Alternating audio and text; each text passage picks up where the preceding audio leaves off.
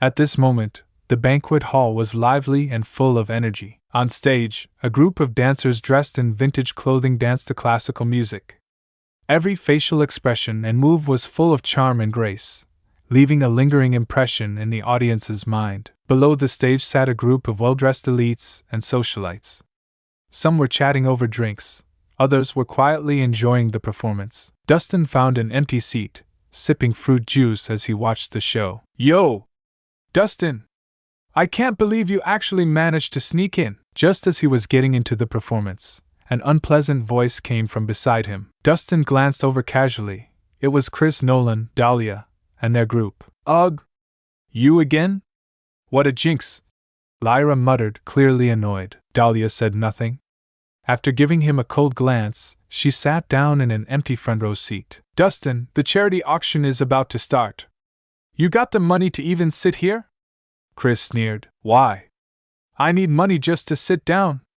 Dustin replied calmly. "Heh! That's right, you do.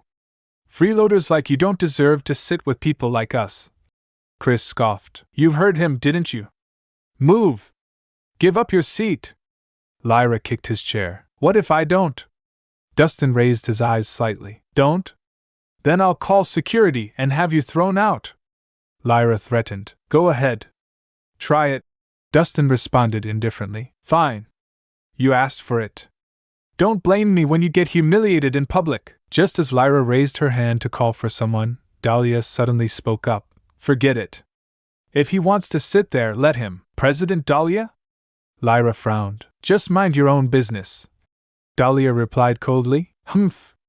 Consider yourself lucky." Lyra glared at Dustin but backed off. Just then, Lyra's phone rang. She answered, and her expression instantly froze.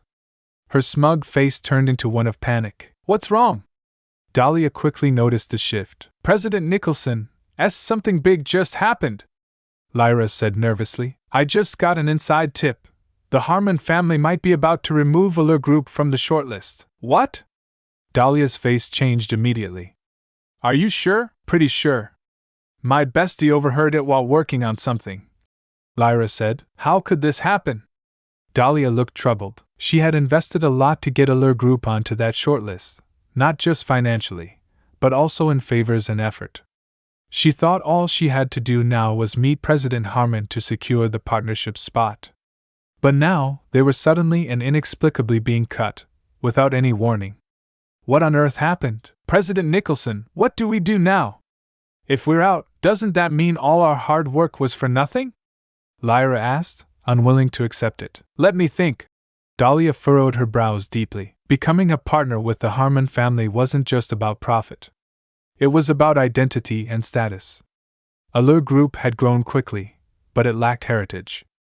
Getting on board with the Harmons was like grabbing hold of a golden ladder. Success would be right around the corner. But now, it all seemed to vanish like a dream. Just then, a steward from the Harmon family approached Dustin and handed him a folder. "Miss Natasha Harmon asked you to review this and make the final decision," he said respectfully. Dustin took the folder and glanced through it. His expression grew strange. It was the profile and evaluation documents for Dahlia and Allure Group. Natasha's note was simple. Should they be removed from the candidate list? "What's this woman trying to pull?" Dustin rubbed his chin. Clearly, Natasha Harmon was doing this on purpose. She was giving him the power to decide Allure Group's fate. After some thought, Dustin still chose to say no. Even though he and Dahlia were divorced, he wasn't out for revenge. They'd spent 3 years as husband and wife, after all. He still hoped she'd do well in life. "Are you sure about this, Mr. Rhys?" the steward asked cautiously. After all, Miss Natasha didn't particularly like Dahlia. "I'm sure." Dustin nodded. "Understood. We'll proceed with your decision." The steward smiled politely and left with the file. Though inwardly, he couldn't help looking down on Dustin a little. What a missed opportunity to gain favor with Natasha Harmon. Meanwhile, up front, Dahlia and Lyra were still fretting. With their current connections, reversing the Harmon family's decision was nearly impossible. Ahem. Chris suddenly cleared his throat to get their attention. "Dahlia, if it's about the shortlist, I might be able to help." "Really?" Lyra's eyes lit up. You have a plan, Mr. Nolan? Well, my dad has some connections with the old Harmon patriarch. If he steps in, I think they'll reconsider. Chris said smugly. Is that so? That would be amazing. Lyra was visibly excited. Mr. Nolan, if you can help us with this, you'll be a major benefactor to Allure Group. No problem at all. I'll make the call right now, Chris said confidently. He dialed his father and explained the situation briefly. All right, I got it. If I have time, I'll talk to Mr. Harmon. His father replied vaguely, then hung up. Chris, however, thought everything was settled. My dad's on it. Don't worry, it'll be handled soon. Great! With your support, we feel much more at ease. Lyra sighed in relief. Thanks so much, Mr. Nolan, Dahlia added. No big deal, Chris said, waving his hand grandly, then shooting a smug look at Dustin. Dustin just sipped his juice, not bothering to respond. Then Dahlia's phone rang. It was a call from the CEO of the Harmon Group. Hello, is this President Nicholson? I've got good news. You've officially been selected as one of the Harmon Group's partners. And just can't accept it. This can't be the end yet. You promised to never leave, and now you're gone. Can't believe I can feel the world slipping away as you slowly fade from my everyday.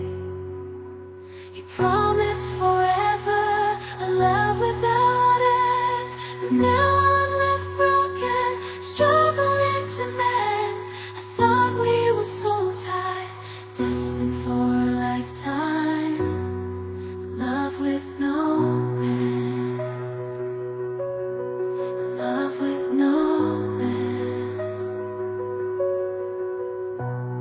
Staying in my imagination, memorizing the past time, the secrets, the love, the care. Now they're echoes in the air. I still see your face in every place, feel your warmth, your gentle grace.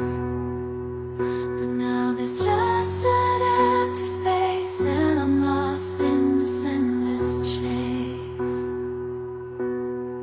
Keeping you in my heart, a piece of you I'll never let go.